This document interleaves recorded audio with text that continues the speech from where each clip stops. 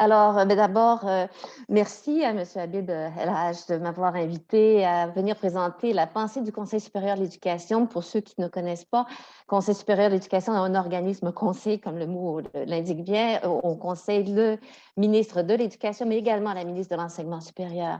Et donc, je remercie M. El Haj, non seulement pour l'invitation, mais aussi pour avoir contribué à notre réflexion et donc à la production éventuelle de ce mémoire qui touche beaucoup d'éléments qui sont discutés aujourd'hui. Et j'insiste sur le fait que nous, on parle au Conseil de la liberté académique en enseignement supérieur. Donc, on ne la limite pas à l'université parce que l'enseignement supérieur, pour nous, ça comprend les cégeps, collèges et les universités. Très important, je pense.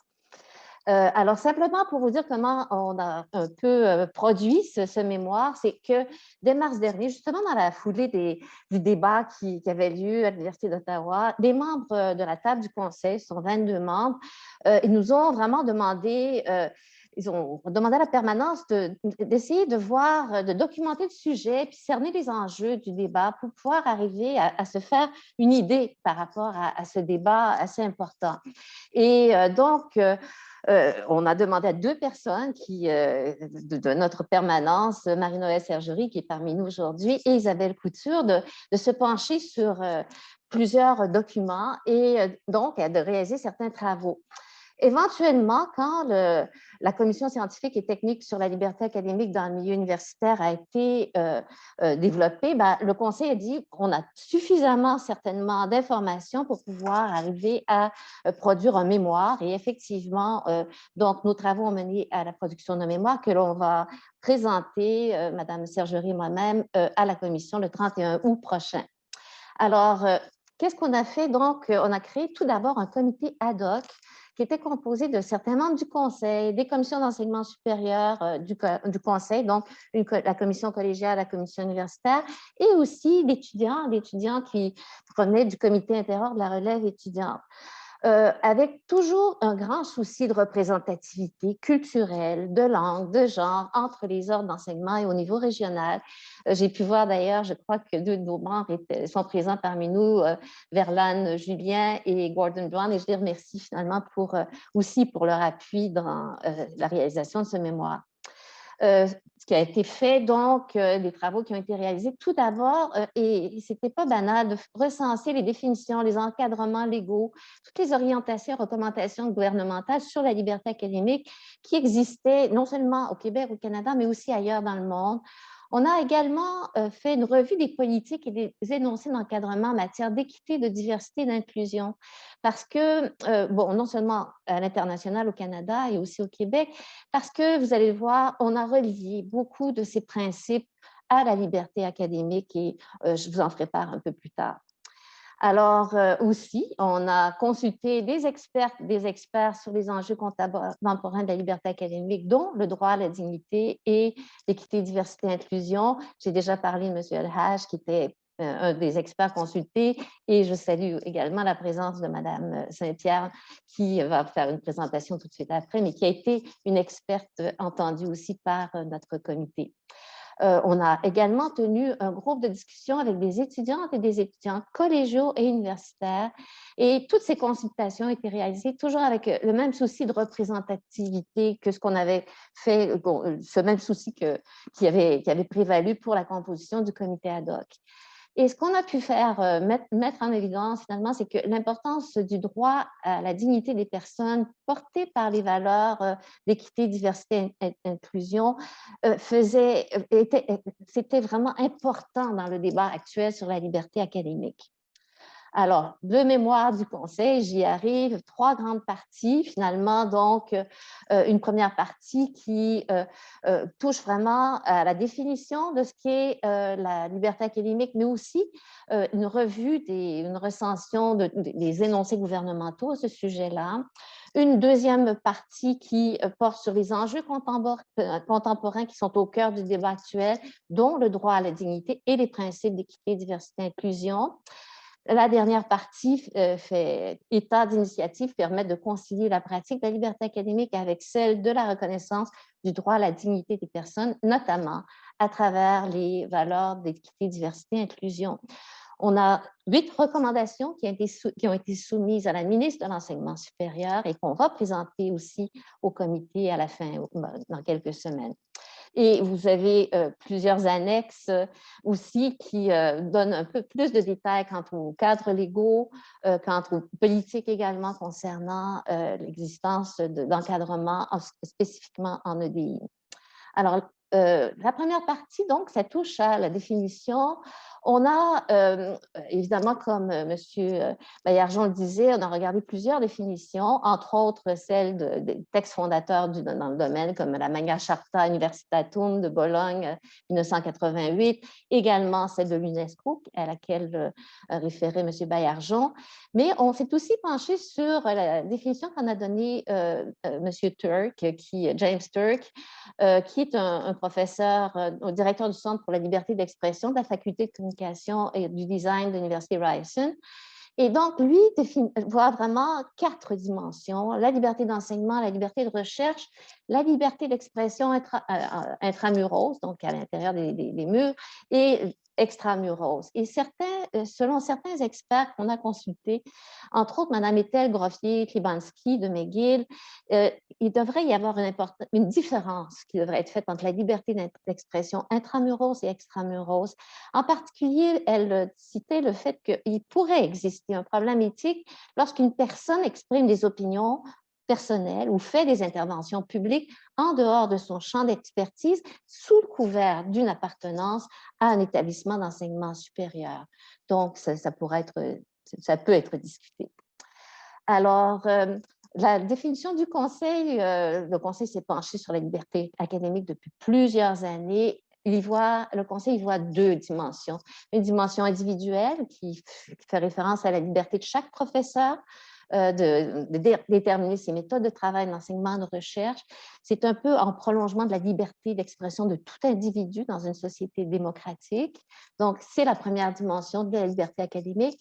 Une deuxième dimension aussi, c'est la dimension de la liberté académique institutionnelle. Alors, ça désigne la liberté de chaque université, je devrais dire chaque établissement d'enseignement supérieur, comme étant un établissement autonome dans la gestion, la réalisation de ses missions d'enseignement, de recherche et de création. Donc, ça fait référence vraiment à l'autonomie institutionnelle. Alors, et pour le Conseil, très important de rappeler que les 2 dimensions de la liberté académique sont interdépendantes. Le Conseil, je cite, dit qu'il ne peut pas y avoir de liberté académique chez les professeurs sans l'autonomie de l'institution qui préserve les établissements des formes de pression qui s'exercent sur eux en ce qui concerne la formation et la recherche. Dans la pensée du Conseil, comme je le disais, on a publié énormément de travaux là-dessus depuis 1982. On réaffirme dans chacun de ces travaux que la liberté académique s'applique aux dimensions individuelles et institutionnelles et que ça s'étend à toutes les missions de l'université, soit l'enseignement, la recherche, création, le transfert de connaissances et les services à la collectivité. C'est valable pour les universités, mais le Conseil insiste que c'est également valable pour les collèges. Les collèges, pour nous, et c'est bien reconnu de toute façon, c'est de l'enseignement supérieur. Alors, et la liberté académique, selon le Conseil aussi, ça peut exercer une fonction de protection, notamment en recherche. Et récemment, dans une publication, dans notre mémoire sur le document chantier sur l'Université du futur, on disait les conditions de liberté académique, d'autonomie institutionnelle et de financement apparaissent fondamentales et leur respect demeure une priorité. On a aussi revu dans cette partie-là le cadre légal qui existe au Canada et au Québec. Important de rappeler qu'au Canada, il n'y a aucun mécanisme réglementaire, outre la déclaration de principe de l'Université Canada, qui est une déclaration de principe qui rappelle la responsabilité des administrations universitaires et celle des professeurs à cet égard, donc à l'égard de la liberté académique. La loi constitutive de l'Université du Québec aussi, donc la liberté académique en fait partie. Elle n'est pas définie, mais elle en fait partie dans cette loi constitutive de toutes les universités de ce grand réseau. Elle est aussi encadrée par des conventions collectives et des autres codes de conduite, mais sans toutefois faire l'objet d'un cadre réglementaire gouvernemental. Et si on revient aux conclusions du chantier sur l'Université du futur, ce document qui a été produit par un comité duquel je faisais partie aussi, mais qui était dirigé par le scientifique en chef. Donc, dans ce chantier, on faisait une recommandation quant à avoir un énoncé gouvernemental et cette recommandation a été entérinée par le Conseil supérieur de l'éducation dans son mémoire sur le chantier. Alors, j'arrive à notre première recommandation à la ministre. En raison de son importance fondamentale, nous croyons que la liberté académique devrait être reconnue et faire l'objet d'un énoncé de principe. Il ne s'agit pas ici d'une loi, mais d'un énoncé de principe gouvernemental, d'où la recommandation à la ministre de reconnaître la liberté académique dans ses dimensions individuelles et institutionnelles comme une condition nécessaire de l'accomplissement des missions des universités et des collèges au niveau de l'enseignement, la recherche, la création, le transfert de connaissances et le service à la collectivité. Mais cette gouvernance est nécessaire à deux niveaux. Et pour le Conseil, la liberté académique doit être encadrée afin de permettre à chaque établissement, dans le respect de son autonomie, et je souligne bien, là, dans le respect de son autonomie, d'en définir les modalités d'application. Donc, on recommande à la ministre de s'assurer que chaque université, chaque collège se dote d'une politique institutionnelle sur la liberté académique qui comporte des précisions sur sa nature, sa définition, sa portée. Mais encore une fois, chaque établissement peut avoir sa propre politique. Donc, on continue d'appuyer cette forme de liberté ou d'autonomie institutionnelle. Dans nos consultations, on a pu voir finalement que très souvent, il y avait une méconnaissance de ce qu'est la liberté académique et des exigences qui en découlent.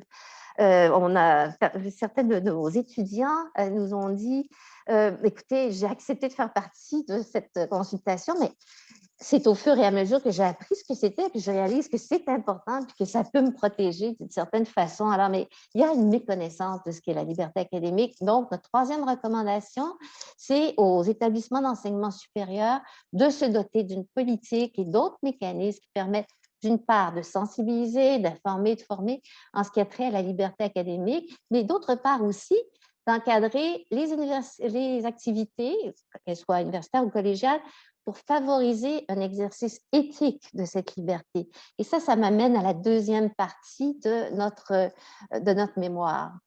C'est justement, ça concerne le regard sur le débat actuel, puis les responsabilités inhérentes à la pratique de la liberté académique, eu égard au droit à la dignité. Alors, vous le savez sans doute, il y a eu plusieurs enjeux qui relèvent un peu des revendications du mouvement woke, que vous connaissez sûrement, qui est un mouvement qui était très actif depuis les années 2010, en fait, et simplement pour vous rappeler, donc woke est vraiment dérivé du mot wake, qui est donc le réveil. Et en fait, le mouvement woke a fait vraiment a mis de l'avant certains enjeux qui vraiment sont tout à fait des enjeux maintenant au cœur du débat actuel. Entre autres, dans les revendications de ce mouvement, il y avait le droit de ne pas être offensé par des termes, des conduites ou des activités qui peuvent être considérées comme pouvant être vexatoires. Il y a aussi une préoccupation de ce mouvement, et ça s'est élargi évidemment à plusieurs autres mouvements, mais une préoccupation pour les personnes plus vulnérables ou désavantagées qui peuvent subir des situations comme étant des micro-agressions. Et on ne peut pas l'ignorer, cet état de fait. Alors, également, même si ça a été critiqué, la mise en lumière des enjeux du mouvement woke s'inscrit aussi dans la vie de plusieurs des experts qu'on a consultés, dans le vaste mouvement de revendication qui vise la dénonciation des inégalités liées, entre autres, par exemple, aux agressions sexuelles avec le mouvement Moi aussi, mais toutes les formes d'inégalités, qu'elles soient de genre, culturelles, sociales, historiques, géographiques ou autres. D'autres facteurs, dont la diversification croissante de la population étudiante dans les établissements d'enseignement supérieur, auraient aussi attiré l'attention sur les questions d'équité, diversité et inclusion qui sont au cœur du débat actuel sur la liberté académique.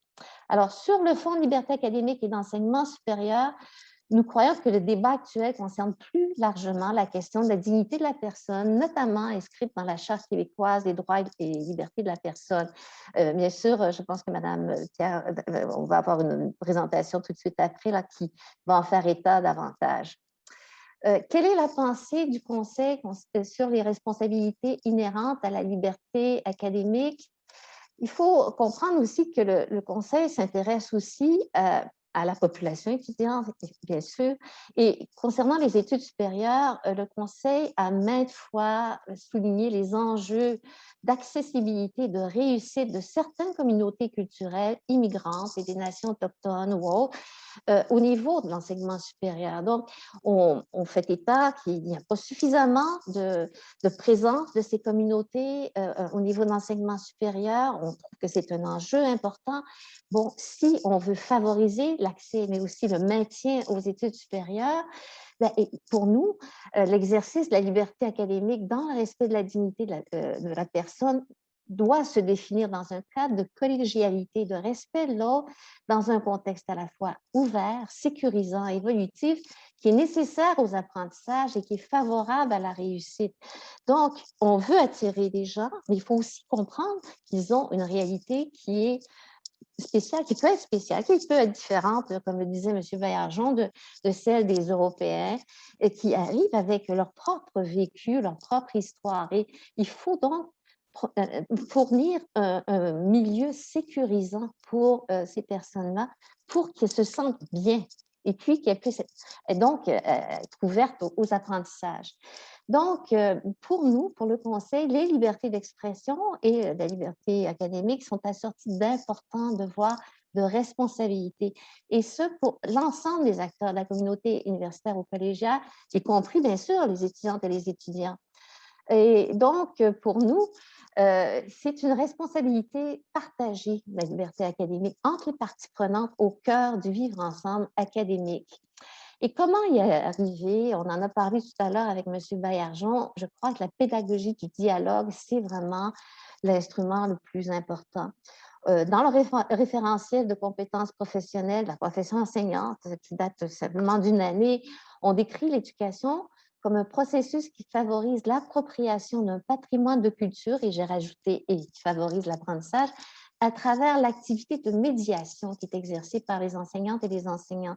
C'est donc une activité de médiation. C'est très important d'insister sur ce mot-là, ce terme-là. Pour nous, la pédagogie du dialogue, pour mieux aborder des sujets sensibles, ça favorise l'interaction, l'échange, ça crée un climat propice à la discussion et au débat, ça procure un lieu convivial et coopératif dans lequel est cultivée l'ouverture aux idées opposées. Très important d'avoir cette ouverture parce que pour nous et pour tous les gens qu'on a rencontrés, y compris les étudiantes et les étudiants, la censure n'est pas une option car elle met en péril la liberté académique. Et je dirais un dernier mot concernant le dialogue. Le Conseil, et M. Baillargeon y réfère tantôt, et dans les écoles primaires et secondaires, le Conseil a publié récemment aussi un avis sur le cours éthique et culture religieuse, et on insiste sur la pratique du dialogue dès l'école primaire, finalement, pour pouvoir mieux aborder ces sujets sensibles. Donc, c'est en fait une des recommandations concernant la balise que l'on peut donner à la liberté académique pour une pratique éthique et inclusive respectant la dignité. On a recommandé aux établissements de sensibiliser, de former les membres de leur communauté institutionnelle, tous les membres, y compris la population étudiante, aux exigences de l'exercice de la liberté académique, mais aussi à son application dans le respect de la dignité des personnes qui forment cette communauté, et particulièrement celles qui sont susceptibles pour des raisons historiques ou culturelles, de présenter une sensibilité particulière aux stéréotypes, aux mots, aux expressions, aux gestes, aux actions, aux comportements dérogatoires ou discriminatoires envers certains groupes humains. Donc, la liberté académique, pour sûr, c'est fondamental, mais dans le respect de la dignité des personnes.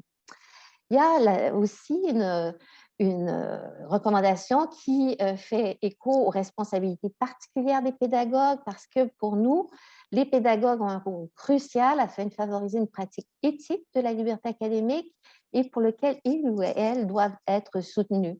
Alors, une recommandation aux établissements de soutenir les membres du corps professoral et les chargés de cours afin qu'ils soient en mesure de contextualiser les contenus à l'étude qui sont susceptibles de porter atteinte à la dignité ou à la sensibilité de certaines personnes, mais aussi qu'ils favorisent l'utilisation de pratiques qui permettent d'instaurer un climat pédagogique propice à la réussite éducative et un climat donc serein.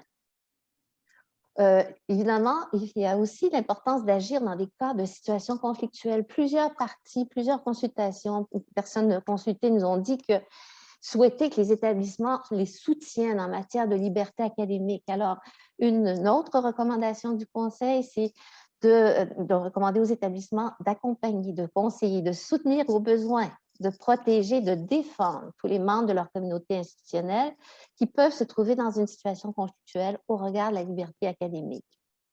Troisième partie, ne vous inquiétez pas, là, ça va aller plus vite. Pour aller, Maryse, la sonde, oui, je pense qu'il va falloir accélérer un petit peu parce que il je me suis reste que convaincue que 2 les gens ont des diapos. questions pour vous. J'ai que 2 diapos. Alors, ici, l'établissement d'enseignement, c'est un facteur important, un important vecteur d'inclusion dans une société plurielle. Pour le Conseil, un des principaux défis de l'enseignement supérieur, ça concerne l'ouverture à la diversité, notamment l'accompagnement, le soutien de l'ensemble des acteurs impliqués, dont la population étudiante.